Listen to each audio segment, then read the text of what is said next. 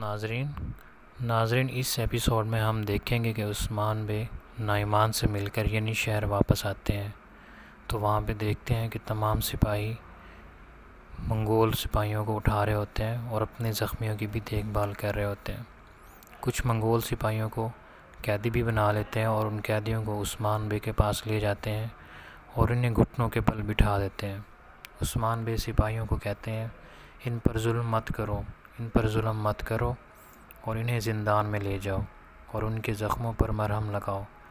نعمان کا سر اتارنے کے بعد جن کا فدیہ ادا کیا گیا انہیں رہا کر دیں گے، اور جو کوئی توبہ کر کے مسلمان ہونا چاہے تو اس کا مجھے بتانا، ہمیں ان کے ہتھیاروں کی ضرورت ہے۔ اس کے بعد عثمان بے اپنے سپاہیوں کو دیکھتے ہیں اور ان کا حال پوچھتے ہیں۔ زخمی سپاہی کہتے ہیں ہم ٹھیک ہیں حضور، ہم ٹھیک ہیں۔ پھر عثمان بے کمران ابدال سے پوچھتے ہیں کمران ابدال حالات کیسے ہیں؟ کمران ابدال کہتا ہے حضور یہ ٹھیک ہو جائیں گے اللہ کی مدد سے۔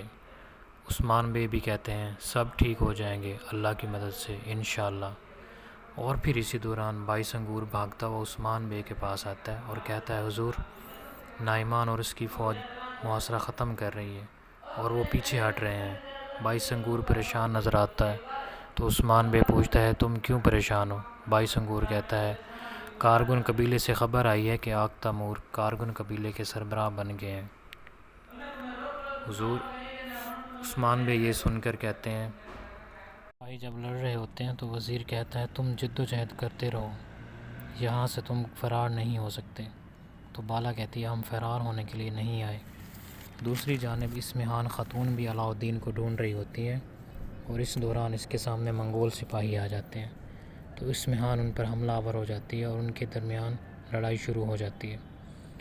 وزیر جلالی کہتا ہے والدہ سلطان یہ ہر طرف سے آ رہے ہیں اور یہ تعداد میں بہت زیادہ ہیں۔ اسمہان خاتون کہتی ہے اس محل میں موجود ہر سانپ کو ہم کچل ڈالیں گے۔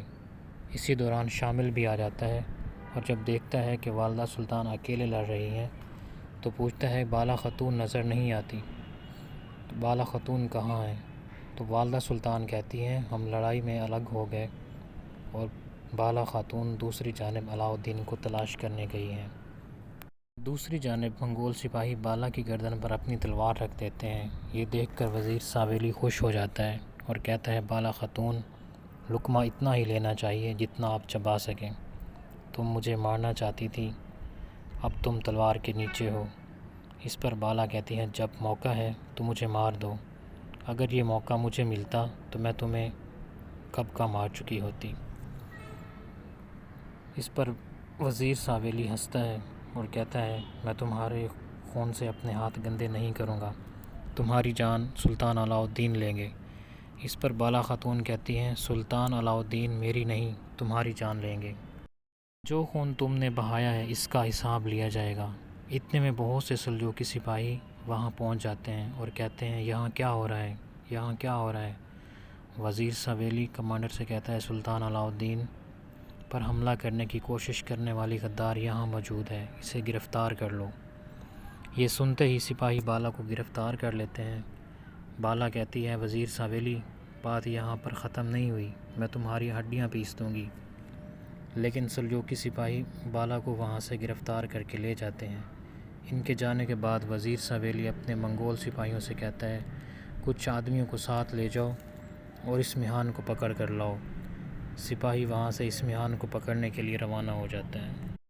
ادھر شہر میں عثمان بے اپنی حویلی میں سرداران سے کہتے ہیں کمانڈر نعمان مجھ سے لڑنا چاہتا ہے۔ یہ سن کر جارکتائی ہنسنے لگ جاتا ہے۔ بوران کہتا ہے ایسا نہیں ہو سکتا حضور۔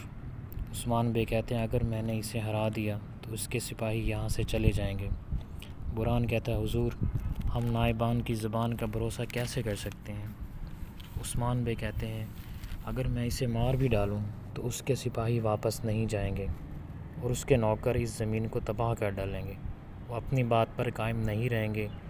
پھر جارکتائی کہتا ہے ہم بھی ان کی طرح دھوکے سے ان پر حملہ کر دیتے ہیں اور انہیں ختم کر دیتے ہیں، مگر عثمان بے کہتے ہیں نہیں ہم ایسا نہیں کریں گے بلکہ ہم اپنے شہروں کا دفاع کریں گے۔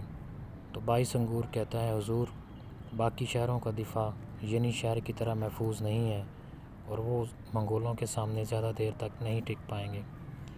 یہ سن کر عثمان بے کہتے ہیں چلو تشریف رکھو۔ تمام سرداران بیٹھ جاتے ہیں تو عثمان بے ایک نقشہ نکال کے ان کے سامنے رکھتے ہیں اور کہتے ہیں کارا جائسار۔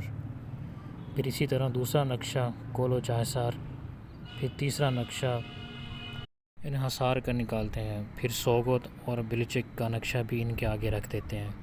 عثمان بے کہتے ہیں ان کے آس پاس کی زمینیں ہماری ہیں، ان زمینوں پر ہم کافروں کو شکست دیں گے، اور سپاہیوں سے کہتے ہیں ان کو اچھی طرح سے دیکھو، یہاں ہر چیز کی نشاندہی کی گئی ہے اور یہ نقشہ سرداران کو دیا جائے گا۔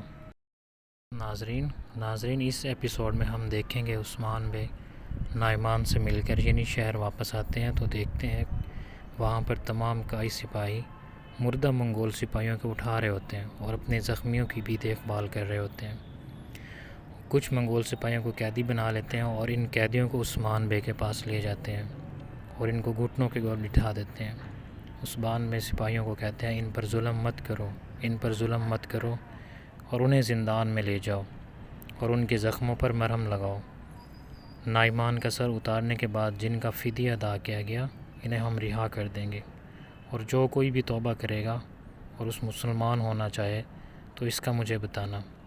ہمیں ان کے ہتھیاروں کی بھی ضرورت ہے، ان کے ہتھیار تباہ مت کرنا۔ اس کے بعد عثمان بے اپنے سپاہیوں کو دیکھتے ہیں اور ان کا حال پوچھتے ہیں۔ زخمی سپاہی کہتے ہیں ہم ٹھیک ہیں حضور، ہم بالکل ٹھیک ہیں۔ پھر عثمان بے کمرال ابدال سے پوچھتے ہیں کمرال ابدال حالات کیسے ہیں؟ کمرال ابدال کہتا ہے حضور یہ ٹھیک ہو جائیں گے اللہ کی مدد سے۔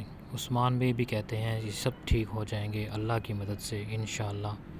پھر اسی دوران 22 انگور بھاگتا ہوا عثمان کے پاس آتا ہے اور کہتا ہے حضور نعمان اور اس کی فوج محاصرہ ختم کر رہی ہے اور وہ پیچھے ہٹ رہے ہیں۔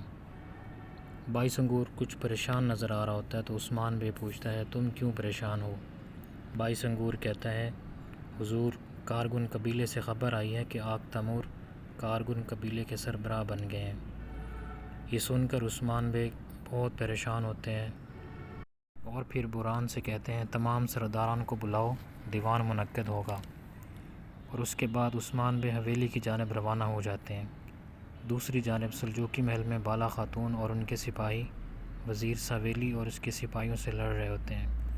بالا خاتون اپنے سپاہیوں کا حوصلہ بڑھا رہی ہوتی ہیں۔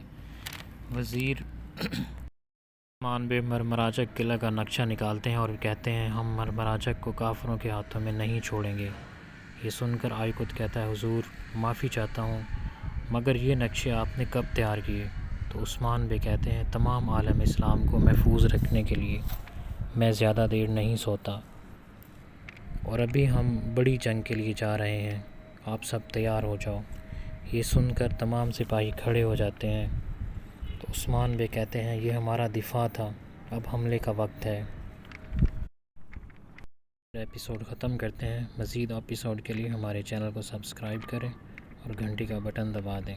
دعاؤں میں یاد رکھیں۔ اللہ حافظ۔